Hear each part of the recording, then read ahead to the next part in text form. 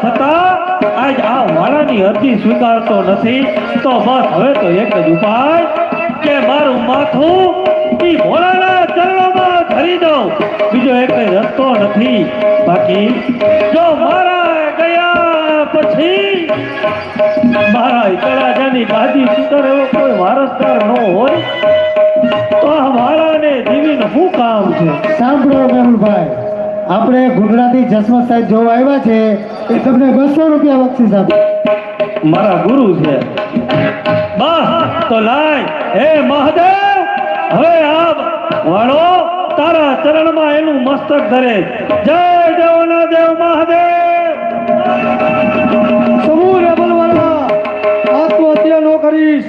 હું સોમેશ્વર મહાદેવ તારા ઉપર પ્રસન્ન થઈ તને વરદાન આપું છું કે 1800 ભાદરની કુંવારી કન્યાને કન્યાદાન આપ, તેથી તારા મનના મનોરથ પૂરણ હો.